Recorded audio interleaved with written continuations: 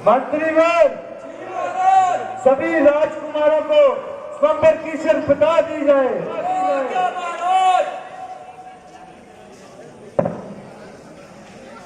राजसभा में पधारे हुए सभी राजकुमारों को सूचित किया जाता है। महाराज जनक ने अपनी बेटी सीता का स्वयंवर चाहा है। स्वयंवर की शर्त यह है, जो भी राजकुमार इस धनुष का चिल्ला चढ़ाएगा वही बेटी सीता का वर कहलाएगा। सीता को होशियार, खबरदार, आप चित्तौड़गढ़ के राजा पांडु प्रताप पधार रहे हैं।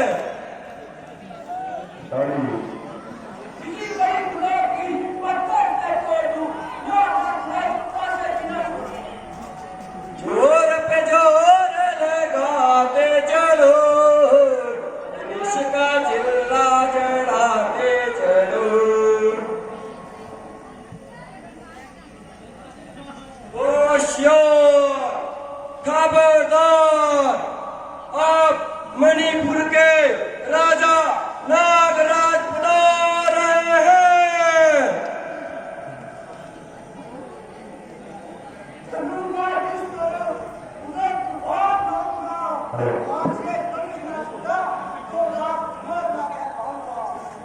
जोर पे जोर लगाते चलो, धनुष का चिल्ला चढ़ाते चलो, धनुष का चिल्ला चढ़ाते चलो।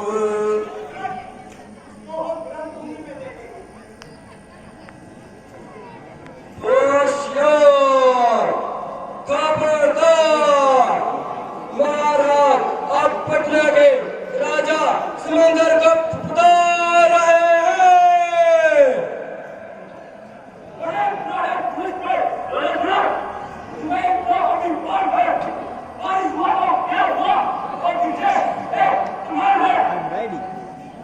जोर पे जोर लगाते चलो, धनुष का चिल्ला चढ़ाते चलो। होशियार, खबरदार, आप जयपुर के राजा हर्षवर्धन पधार रहे हैं।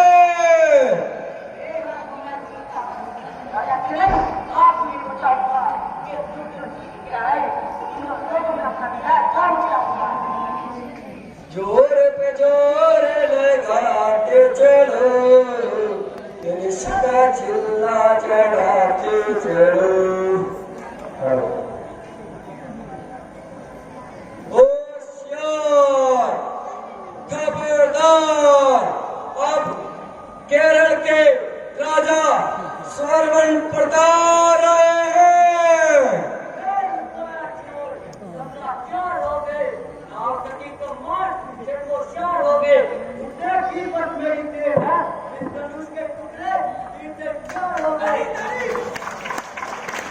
जोर पे जोर लगाते चलो, धनुष का चिल्ला चढ़ाते चलो।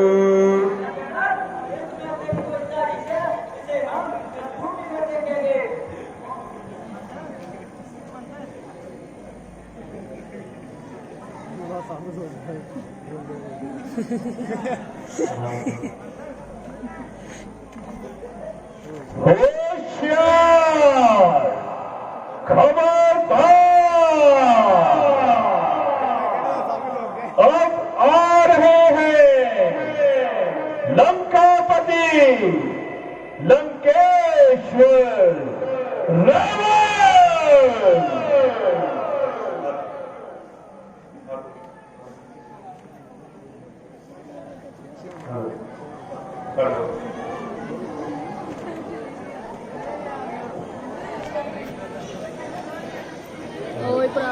सारे जने मगर वेखण डे पे कोई निकला है।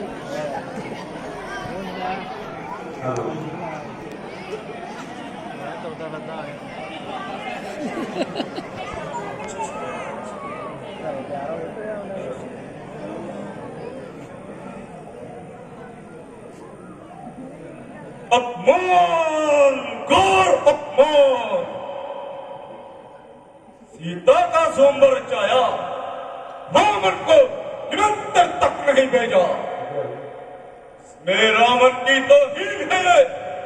रावण इस तौहीन का बदला लेना अच्छी तरह जानता है।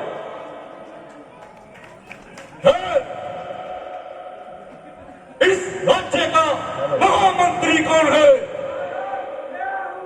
तुमने मुझे निमंत्रण क्यों नहीं भेजा? समुंदर समुंदर समुंदर, एक पत्थर लेकर समुद्र में डाल देते। समुंदर की क्या मजाल थी, वो पत्थर मुझ तक कैसे न बचाता। राजा जनक, कर लेंगे अगर ये छोकरे हर एक काम को, तो कौन जानेगा दुनिया में कापति लंकेश के रावण के नाम को।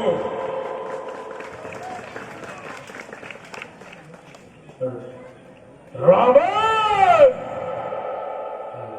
तेरी लंका पर देवताओं ने चढ़ाई कर दी है। मेरी लंका इस कदर बुरान, बेटा मेघनाथ कहाँ है? वो नरपुर पे है। भैया भविष्य कहाँ है? वो भक्ति में लीन है। भैया कुंभकर्ण कहाँ है? वो सो रहे हैं। मेरी लंका इस कदर बुरान है। आई है जिधर से आवाज, उधर कहीं जाऊंगा। याद रख सीधे, एक बार लंका तुझे जरूर लेकर जाऊंगा।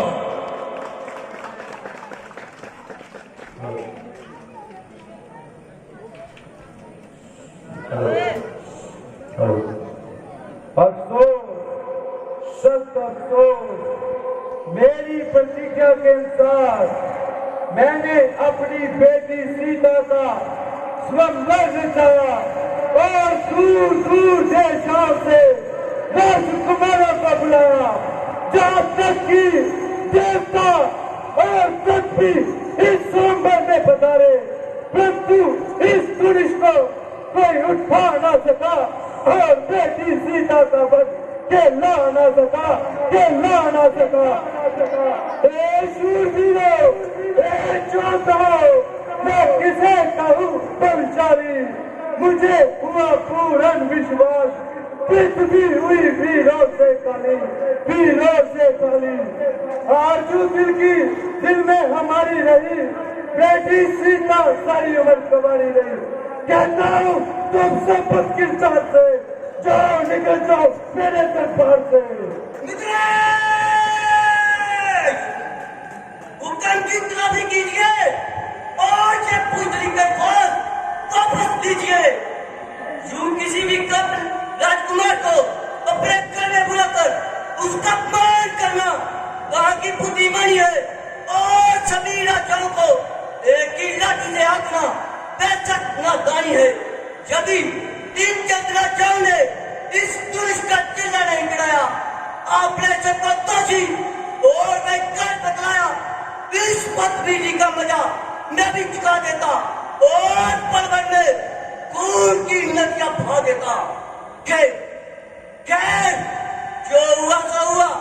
आइंदा से अपनी जुबान को थाम लीजिए और सोच समझकर काम कीजिए। तब कड़ियों में घड़ियाल आ जाएगा और ये सुंदर का मैदान इनके रक्त से लाल हो जाएगा। सेना भी अपने सारे नहीं, सूरतों से पीड़ों को पहचाना नहीं। चाहे काल से लड़वा लीजिए और तरह से चली कीजिए। दौड़े दरियाई चमड़ा कंगरे चढ़ चढ़ाए हमारी चंद्रे शेर टकराए जब फन ना करे तो कर छीन जाए जब फन ना करे। ये जब बो दिया है, ये जब बो दिया है काटा आपने, इसी बात पे सबको डांटा आपने। तोड़ने की फिक्र इसकी छोड़ दीजिए, भैया राम से सीता जी का नाता छोड़ दीजिए। बेटा सफेद जुबान का खाना नहीं है जे, बच्चों के खेलने का खिलौना नहीं है जे। खिलौना खिलौना आता ही सही, सब बचर ही सही, सब बचर से भी ज्यादा हो जाए हेलो। तो लेके चुटकी में मसा दूं तो प्रादा हो जाए। जी आज्ञा भैया जी, इस सूरज को उठाऊं मैं, उड़ाऊं पट से इसके, जब हम मत दिखाऊं मैं, उठाना के तुरंत किसी भी तुरस्कारी से, क्यों ना अपना नाम जब हम मटों में लिखवाऊं मैं।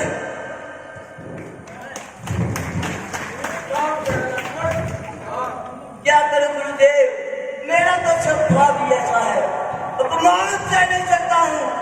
रघुवीर जी का चरणों का मैं है और आसरा हाथ मारता हूँ, अभिमान जाकर कहता हूँ और देखना चाहता हूँ मैं, जे तुझ तुझ चीरी क्या है, पूरा ब्राह्मण ही उठाऊं मैं।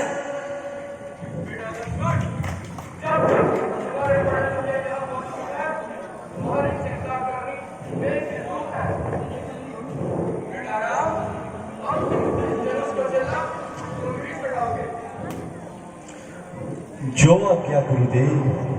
हुक्म गुरु जी आपका, सिर माथे मंजूर, अब तक मैं जो चुप रहा था मैं भी मजबूर।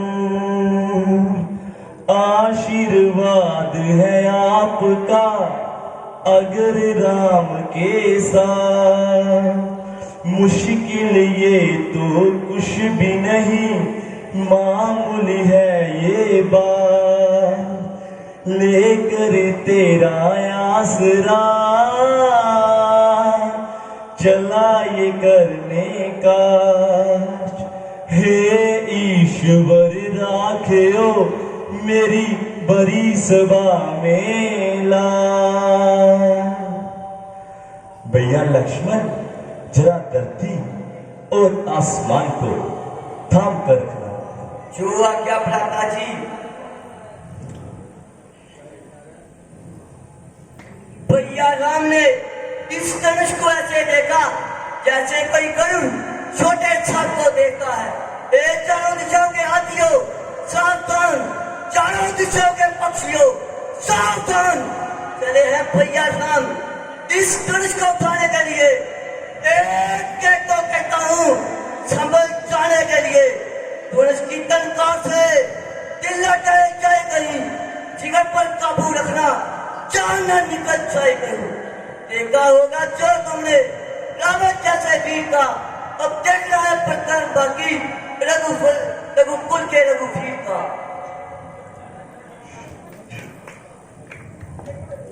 शिवाय ओम नमः शिवाय।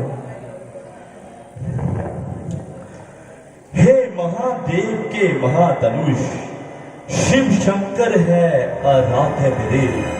उनकी पूजा उनकी सेवा सदैव साथ आराध्य मेरे। ना शौर्य प्रदर्शन कारण है, ना ही है कोई मन में चाह मेरी।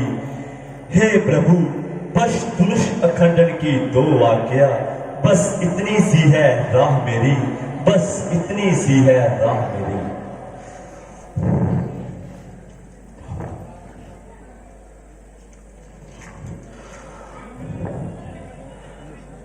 क्या ये वही धनुष है जिस पर राजा जनक को इतना अभिमान है और जिसे हर एक प्राणी हाथ लगाने से डरता है? अब देखना इस धनुष का चिल्ला कैसे चढ़ता है। हेलो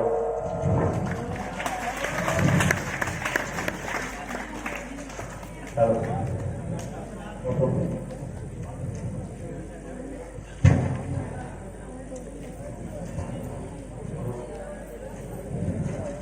प्रणाम गुरुदेव।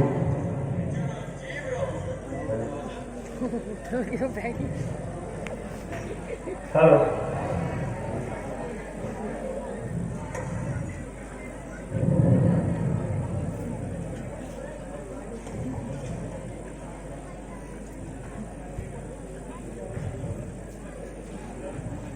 हेलो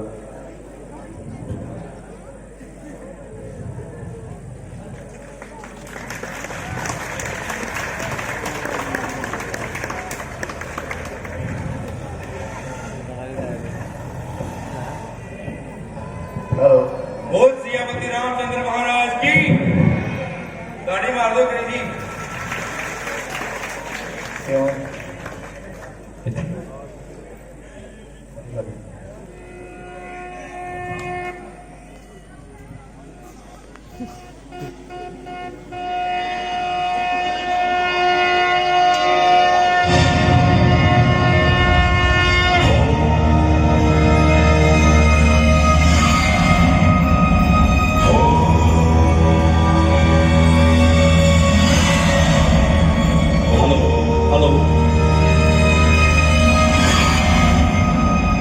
श्रीकृष्णेन सुभद्रायै गर्भवत्यै निरूपितम् चक्रव्यूहप्रवेशस्य रहस्यं चाकुतं विदत् अभिमन्युस्थितो गर्भे दिव्यज्ञानयुतो रहस्यं चक्रव्यूहस्य सम्पूर्णम्। जय शंकर, जय शंकर, जय शंकर। प्रणाम मुनिवर। चरणजीव रहो राजन।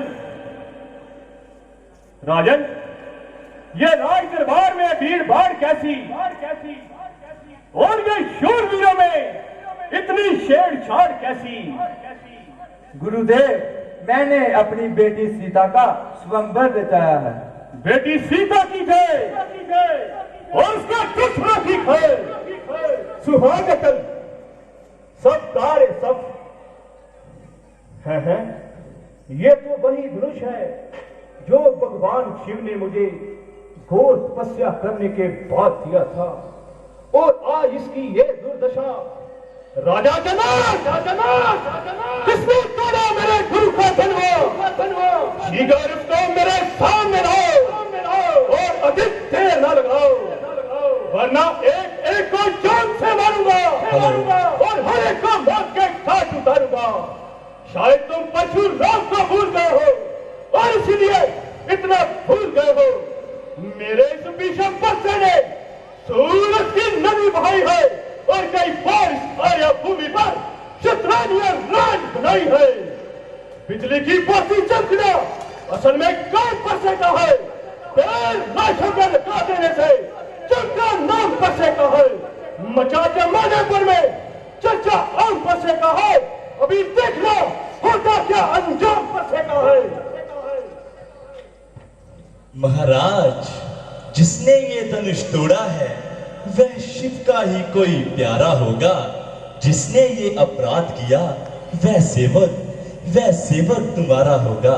सेवक तो वह कहलाता है जिसका सेवा में मन हो, जो प्राणी जैसा काम करे और स्पर्शे का भोजन कहलाता है।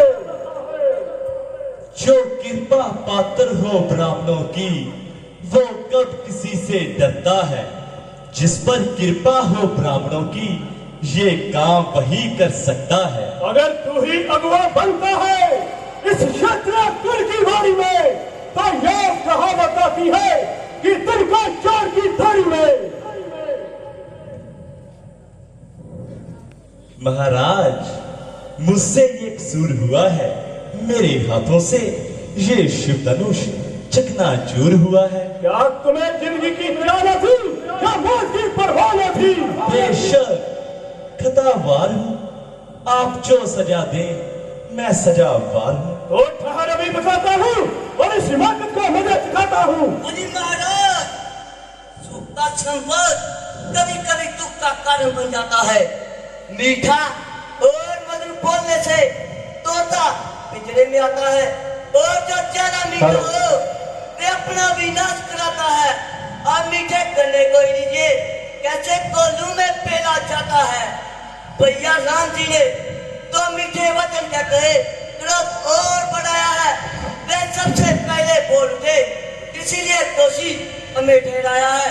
तो अपराधी नहीं सही, हमने ही चाहे न तोड़ा है।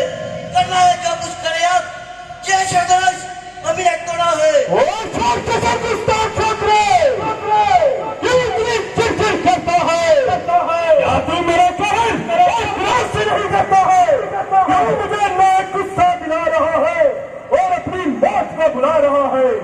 बड़े बड़े शूरवीरों का मेरे नाम की दुहाई देते हैं और सामने से भागते हुए दिखाई देते हैं। खैर, तुम्हें बालक जानकर पछताता हूँ, इसलिए शर्त नहीं उठाता हूँ, मगर बकरे की मौके पर खैर बनाएगी। आखिर तेरी जान मेरे हाथों से ही जाएगी। महाराज, मुझसे ये कसूर हुआ है, मेरे हाथों से ये शिव धनुष चकनाचूर हुआ है। क्यों निकल पड़ा इस कदर में से? मैं खूब वाकिफ हूँ तेरी शान से। ये करता है मौत की जस्तजू, जरा कैसा से मेरे रूबरू। देखी नसीबत की दिखा किसी और को, ये फीके मजे दिखा किसी और को। महाराज, क्यों बच्चे से नाइक लड़ाई करें? ब्राह्मण हो, कुछ तो सुनवाई करें। ये बच्चा नहीं, सर की भेल है, इसमें समझ रखा परशुराम का खेल है। यह है गुनाह, मैं गुनाहगार हूँ, आप दें सजा, मैं सजावार हूँ। क्यों निकल पड़ा इस कदर में से? मैं खूब वाकिफ हूँ तेरी शान से। ये करता है मौत की जस्तजू, जरा कैसा से मेरे रूबरू। तो लक्ष्मण भी कोई तमाशा नहीं, जब मुंह में डालो वे पताशा नहीं। तो ठहर, अभी बताता हूँ, मगर स्थिर ही क्या बताता हूँ। ये की नसीबत की दिखा किसी और को, ये फीके मजे दिखा किसी और को। शराफत तेरी साथ बतला रही है बच्चे, कि तेरी बात तेरे सिर पे मंडरा रही है। महाराज, लक्ष्मण तो नादान है, आपको यूं ही हुआ कपा कान है। वह देखो मुझे दांत दिखला रहा है और अभी शरारत से पेश आ रहा है। तो कहने से मेरे नर्म हुआ, आपको उस पर नाइक बर्म हुआ। खूब इसी का नाम नरमी है, वो बातों ही बातों में मुझे उड़ा रहा है और मेरी नजर करके मुझे और गुस्सा दिला रहा है। सामने से चला जा, वरना कच्चे को चबा जाऊंगा। इसको मेरी आंखों से दूर रह दो, वरना बड़ी दुर्गत बनाऊंगा। तुम अपनी आंखें बंद कर लो, मैं तुम्हें नजर ही नहीं आऊंगा। तू मुझे मत दिखाई दे, बल्कि तेरी भलाई इसमें है कि तेरी आवाज भी मुझको सुनाई न दे।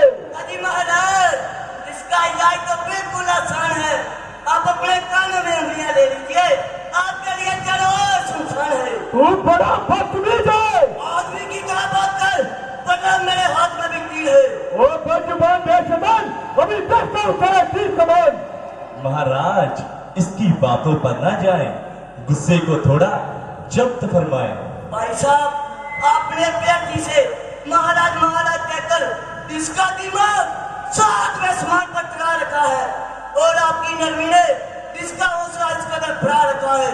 और मुझे अपनी सूर्यवंशी तलवार निकालनी पड़ेगी और इसके दिमाग से हवा निकालनी पड़ेगी। आप भी बड़ी खुशी से अपने शस्त्र संभालिए और अपने दिल के अरमान निकालिए। तेरी बातों से होता है जान मुझे कि तेरी मौत में कोई कसर नहीं। क्यों चलता है मेरे सामने इतना, मेरी ताकत की तुझको कोई खबर नहीं। जय की नसीबत की दिखा किसी और को, तेरी धमकी का लक्ष्मण को डरी नहीं। लाख से की जुदा लाख बातें बना, खौफ का मेरे दिल में कोई गुजर नहीं। आज तक तो पृथ्वी पे मुझे आज कोई ऐसा बहादुर नजर नहीं, एक दफा जो सामने आ गया, हो सका कभी जाओ कर ही नहीं। वो और हो गए जिन्होंने तेरे सामने खौफ खाया और उठाया सिरी नहीं। भुष्टली में तेरे कभी आज तक और या बहादुर कोई नजर नहीं। रहम करता हूँ बच्चा समझ गए, हुआ तुम पे ये मतलब नहीं असल नहीं है। उसी वक्त ये तेरी खरमस्तियाँ जब तक उठाया मैंने दर्द में खबर नहीं। चाहे कब्जी कब्जी कमजोर हूँ, ऐसी बातों का मुझे फिक्र नहीं। अगर भाग जाऊं तेरे सामने से तो दशम पितारा पिछड़ नहीं। जा चला जा इसी में हम तेरी बकरी, वरना कई दिन पे होगा तेरा ये सही नहीं। जिस गली में पैसा हिल गया, रहेगी तेरी करो खड़ी नहीं। अजमाऊंगा जब तक तेरी ताकत आएगा मुझे समझ नहीं। आए तू नहीं, जब मैं नहीं, एक ही मौत में कोई कसर नहीं। क्यों करने को बुलाता नहीं छोकरे, अभी लड़ने की तेरी उम्र नहीं। तेरी पहली खता ने मैंने माफ कर दी, अभी करूंगा कभी कर गुजरी नहीं। मेरी मौजूदगी में भैया राम जी को पहुंच जा सकता कोई समझ नहीं। अगर ऐसी बात दोबारा मुख से निकाली तो समझ लेना बाकी तुम्हारी उम्र नहीं। शाद शराब की मूर्ख, अब तू इतनी जुबान चलाने लगा, मेरी इज्जत और आबरू को खाक में मिलाने लगा। अब तो वही बात होने लगी, आपसे तुम और तुमसे तू होने लगी। होशियार हो जा और मरने के लिए तैयार हो जा। तेरे मरने से बिल्कुल कलाम नहीं, एक बार में तेरी हड्डियों का सुरमा नमराज गया तो मेरा नाम भी परशुराम नहीं। महाराज, जब आपको इसके सूरवार होने से खुद इनकार है तो आपकी लक्ष्मण के साथ फजूल तकरार है। मेरा क्या इख्तियार है, ये खुद बात का तलबगार है। लक्ष्मण, तुम इनको अधिक ना सताओ और थोड़ा इधर हो जाओ। महाराज, गुस्से को थोड़ा थाम लीजिए और मेरे साथ कलाम कीजिए। पहले इसको मेरी आंखों से दूर कर दो और फौरन यहाँ से कबूल कर दो। महाराज, इसका इलाज तो मैं आपको पहले भी बता चुका हूँ। वो देखो फिर बोलता है और नाथ गिरस में बिच बोलता है। ए नाथ, विनय हम करते हैं और आप बिगड़ते जाते हैं। हम जितना दसते जाते हैं आप उतना चढ़ते जाते हैं।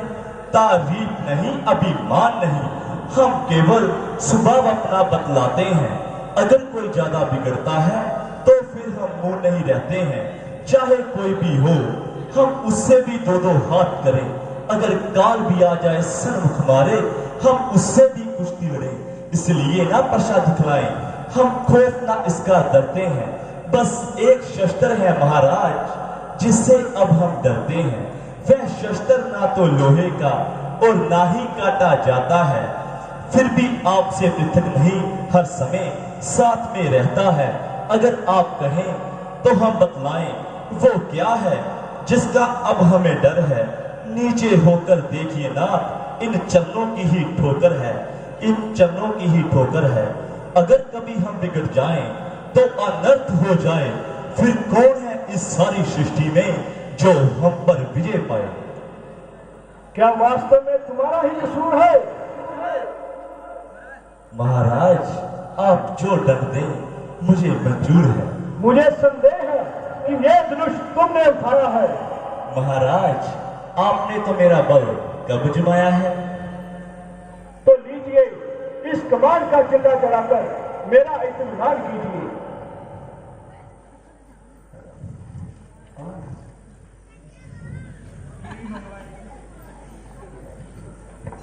लीजिए महाराज, चढ़ गया चिल्ला। बस बस उतार लीजिए, मेरा इत्मीनान हो गया। महाराज, मगर मेरा इत्मीनान तो अभी नहीं हुआ। आपका इत्मीनान कैसा?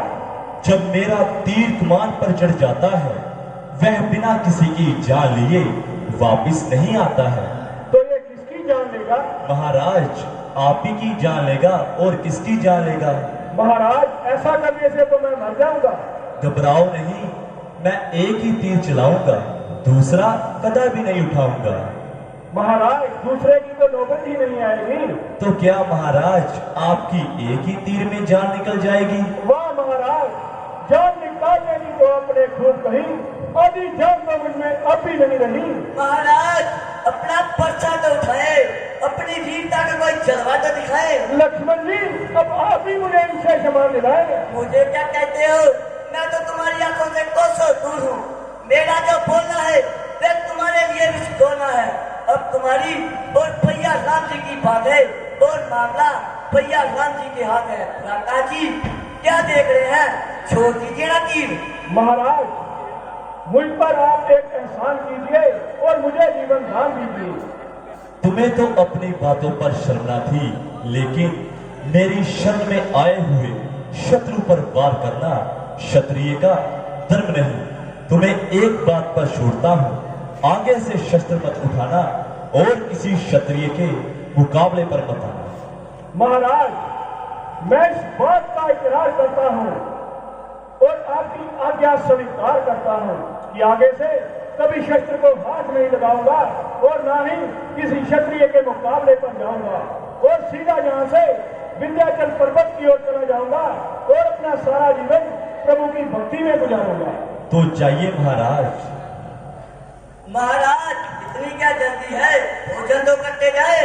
बस बस लक्ष्मण जी, अभी तक पहली रोटी नहीं पची। अगली बार आऊंगा ऐसे फुलके खाऊंगा कि अपनी जान भी ले जाऊंगा।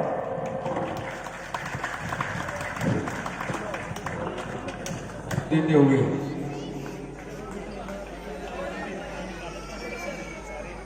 क्या सर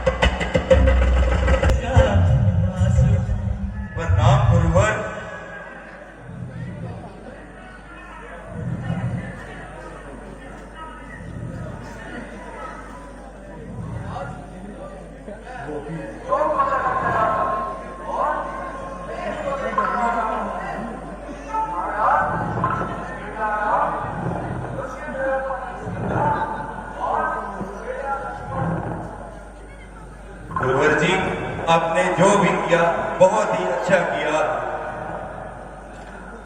प्रणाम पिताजी। चिरंजीव रहो बेटो।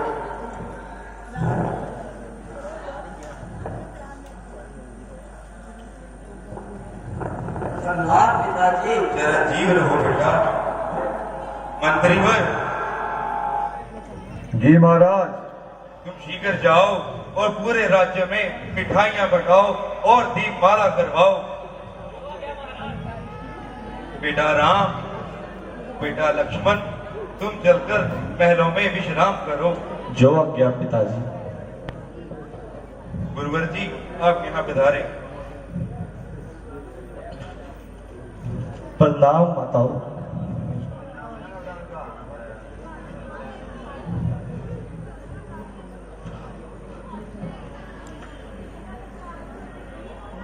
बोल सियापति रामचंद्र महाराज की, लक्ष्मण सती की, सीता माता की। लोली का जागरा सीन बिल्कुल ही तैयार है।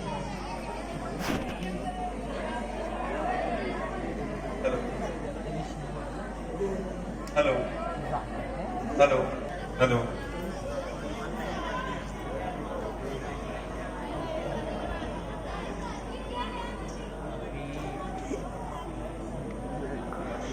रानी, क्या बात है?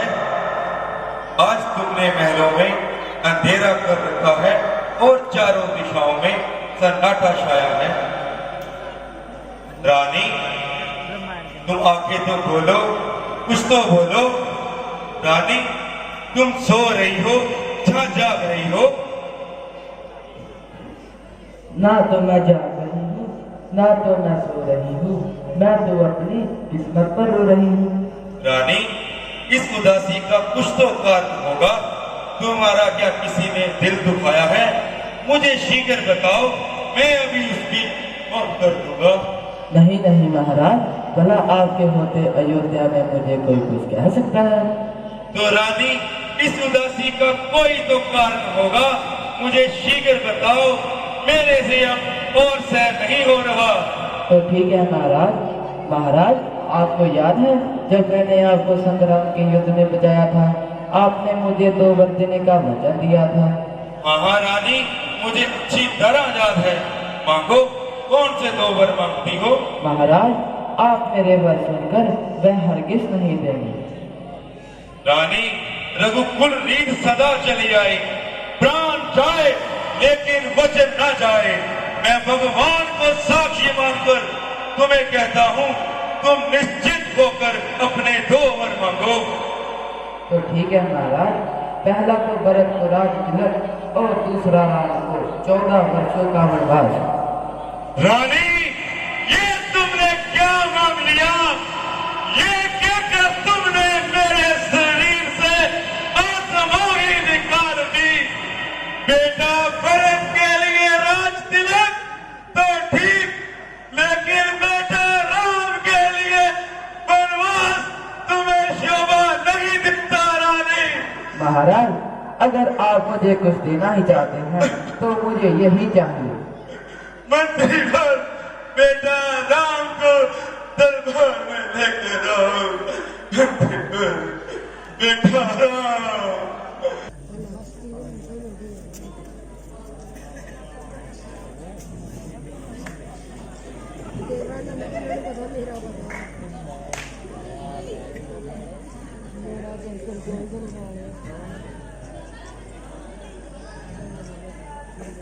प्रणाम पिताजी।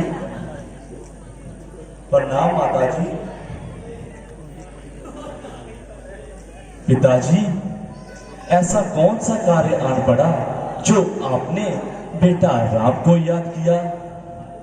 बेटा राम, बस तुमने देखने की जरूरत थी। पिताजी, खैरियत तो है? चित पर कैसी बेकरारी?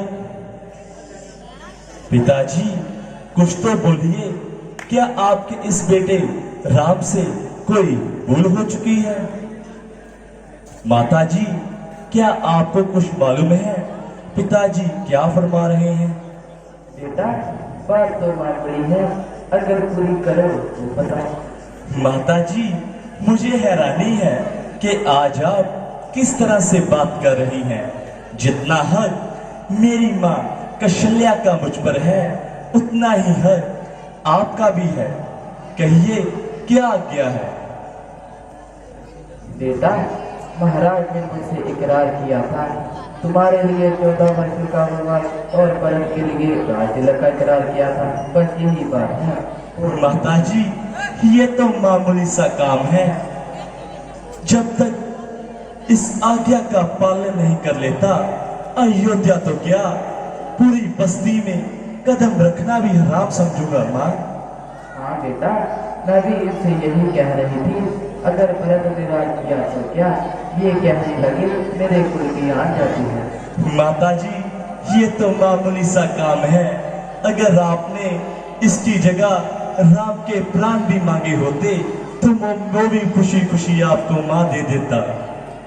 हाँ मेरे लाल, तुम अभी यहाँ से रवाना चले जाओ और अधिक देर ना लगाओ। तुम्हारे पिताजी तुम्हें देखकर और बीमार होते जा रहे हैं। प्रणाम पिताजी।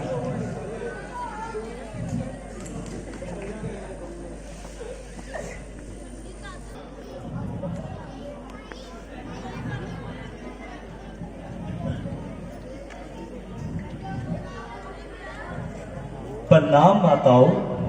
चिरंजीव रहो बेटा। आओ मेरे नौनिहाल, बैठो, मैं तुम्हारे लिए कुछ खाने को लाती हूँ। माताजी, अब खाने पीने में समय व्यर्थ न कीजिए और मुझे शीघ्र जाने की आज्ञा दीजिए। ना बेटा, अधिक देर ना लगाऊंगी। अवश्य थोड़ा सा भोजन कराऊंगी, क्योंकि आज तुम्हारे राज तिलक की शुभ रस्म है।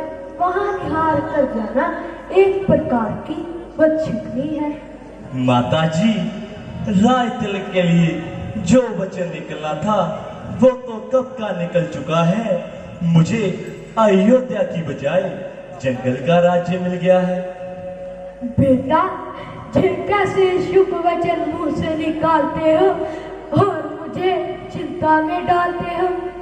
माताजी, मैंने आपको जो बताया वास्तव में वही सत्य है। आखिर मामला क्या है, जरा मुझे भी खुलकर बताओ। राज के बदले माता मुझको हो गया हुक्म फकीरी का, दिया व्रत को राजपिता ने मुझे हुक्म बन जाने का। 14 वर्ष मैं रहूं वन में, हुक्म नहीं यहाँ आने का। इसमें किसी का दोष न माता, बदला रंग जुमाने का। राज के बदले माता मुझको हो गया हुक्म फकीरी का। बेटा, मैं तुम्हें आज्ञा देती हूँ कि तुम नहीं वन को जाओगे। माताजी, आपके और मेरे, हम दोनों के स्वामी पिताजी, उनकी आज्ञा के विरुद्ध जाना हम दोनों के लिए सख्त बदनामी का कारण बन सकता है।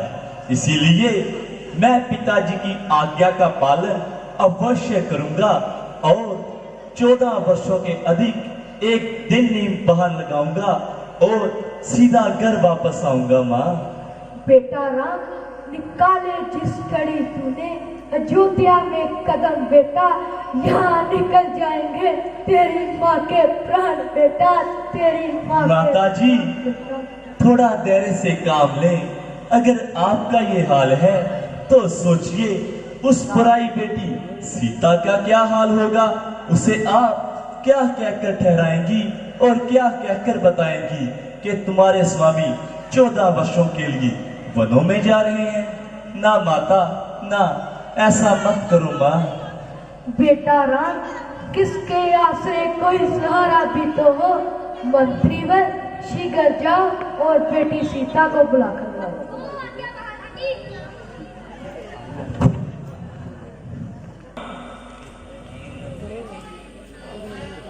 प्रणाम स्वामी जी। उठो सिए। माता जी, कहिए क्या आज्ञा है। बेटी सीता, क्या बताऊं और क्या सुनाऊं, तुम खुद ही सुन लो। प्राणनाथ जी, ये माता जी क्या फरमा रही हैं और इस कदर आंसू बहा रही हैं? क्या इस दासी से कोई भूल हुई है? नहीं सीए, तुमसे तो कोई भूल नहीं हुई। तुम पर तो उनकी नजर हमेशा से इनायत है। तो फिर इस कदर रंज का क्या कारण है? वह तो व्यर्थ ही रंज करती है, बात तो साधारण है। अगर कोई हानि ना हो तो मुझे भी बता दीजिए। सीए, मुझे पिताजी की ओर से 14 वर्षों का वनवास हुआ है और मैं आज ही अयोध्या छोड़कर वनों में जा रहा हूँ। तुम पीछे से माताओं का ध्यान रखना। स्वामी जी, पिताजी की जो कोई भी आज्ञा है उससे ना तो मुझे कोई ऐतराज है और ना ही इस बारे में दखल देने की मेरी मिजाज है। वह तो हर तरह से सुख मंगल और प्यार है, हम तो उनके हुक्म के दावेदार हैं। आप भी बड़ी प्रेम से उनकी आज्ञा का पालन करें। अगर आपको 14 वर्षों का वनवास है तो मेरा यहाँ क्या काम है? सीए, तुम जंगल के कष्ट सहन नहीं कर पाओगी। स्वामी जी, आपके चरणों में रहकर मेरे कष्ट नष्ट हो जाएंगे। सीए, तुम्हें जंगली जानवर वहाँ बहुत सताएंगे। स्वामी जी, हम उनसे अपना मन बहलाएंगे। सीए, तुम तो खाम मस्तक लड़ा रही हो और बात को कहीं से कहीं और ले जा रही हो। स्वामी जी, मेरी आपके सामने मस्तक लड़ाने की हर किस ताकत नहीं है और सच पूछो तो बात करने की भी लियाकत नहीं है। सीए, खींचना प्रेम की जंजीर को, तुम देखकर डर जाओगी उस जंगल की तस्वीर को। कोई बदल नहीं सकता मेरी बिगड़ी हुई तकदीर को, सीए छोड़ नहीं सकती अपने रघुवीर को। स्वामी जी, मैं तो आपके साथ ही चलूंगी, जिस पथ पर आप चलेंगे मैं भी आपके पीछे पीछे उसी पथ पर चलूंगी।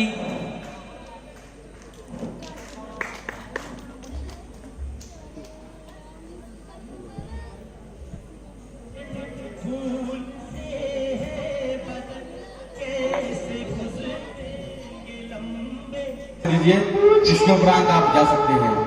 केवल 10 मिनट है।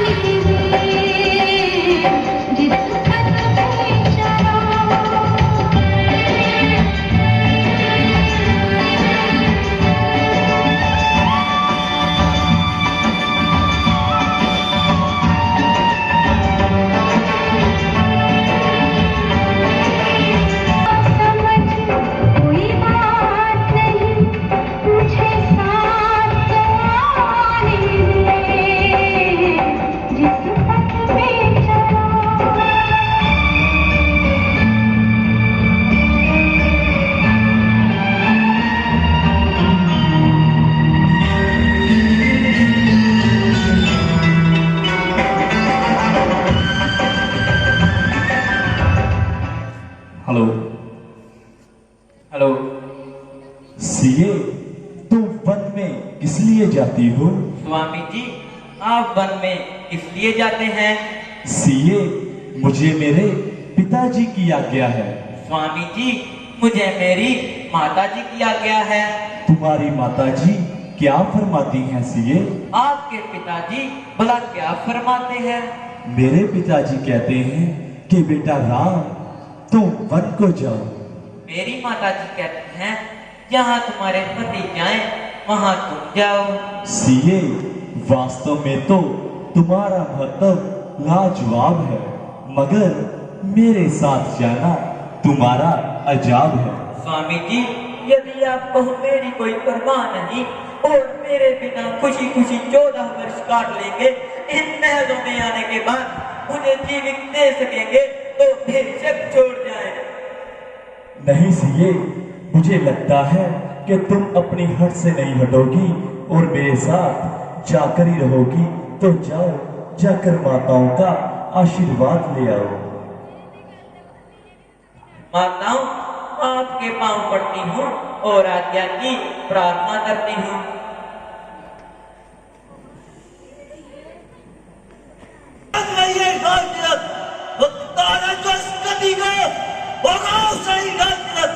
आपसकारी झगड़ा है, दुपहर में संतोष नहीं, बन जाने की क्या भूल नहीं, क्यों जाए जब हमारा कोई दोस्त नहीं। खून तपता है, खून की दीवार से, मामला इंसाफ और जो दुनिया की सरकार से। शांत भैया लक्ष्मण, शांत। अब तक बहुत खूने निकल पिया और अपने आप को जबर किया। माता जी की ऐसी अवस्था देखकर सीना चाक हो गया और कलेजा चलकर रात हो गया। माता जी आगे बोलिए, कुछ तो बोलिए। लक्ष्मण आपके जन्म में निकाले नहीं बोलती, नहीं आगे बोलती, तो आपसे पहले मरने को तैयार है। लक्ष्मण, जरा अपने आप को संभालो। जब भैया राम जी राज्य के पिता है तो किसी दूसरे का भला क्या अधिकार है। अगर किसी नहीं मिले तो दोनों हाथ रखे और दिखाए, ताजा राज करने का मजा भी कोई रोने और गिड़गिड़ाने से राज नहीं मिला करते और किसी के कह देने से भैया राम बड़ों में नहीं जा सकते। प्यारे लक्ष्मण, जरा अपने आप को संभालो और इस फजूल जोश को अपने दिल से निकालो।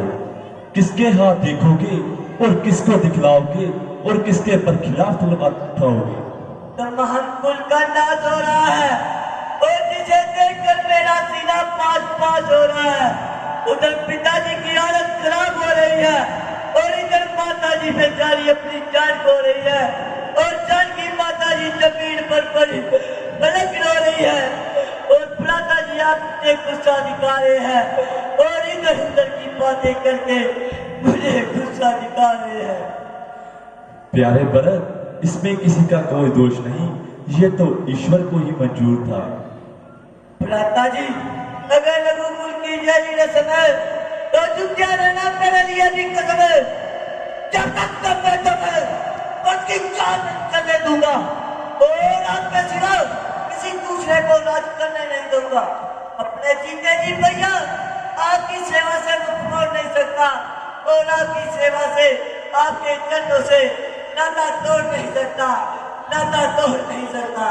प्यारे लक्ष्मण, इसमें व्रत का क्या कसूर है?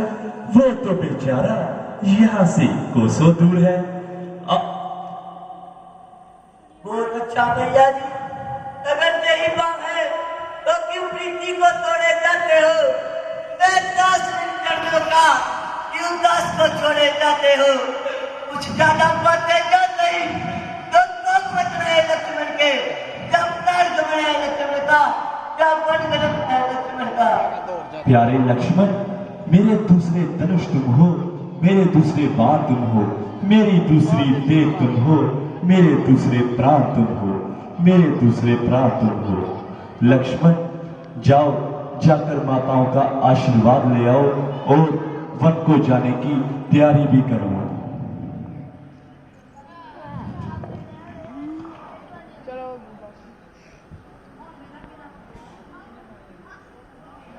माता जी, मैं आपके प्राण भरता हूँ।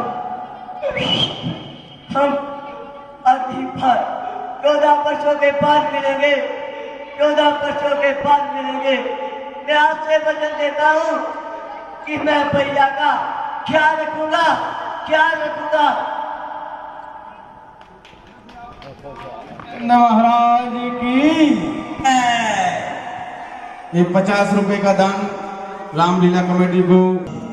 हम वन को जा रहे हैं, हमें जाने की कृपया आज्ञा दीजिए। राम वन को चले, ऐसा लगने लगा, प्राण तन से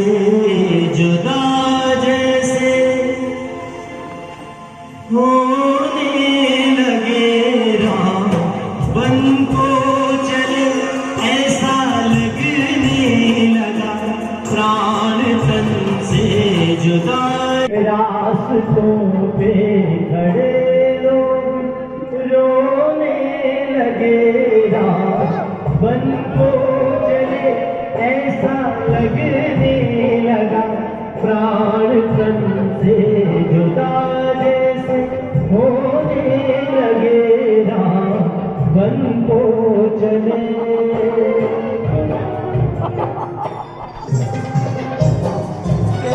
कैसा दस्तूर है ये है कैसा चलन और भी प्रीत है कैसी ये रीत है प्राण जाते तो जाए न जाए बचन सखा गम में डूबे सभी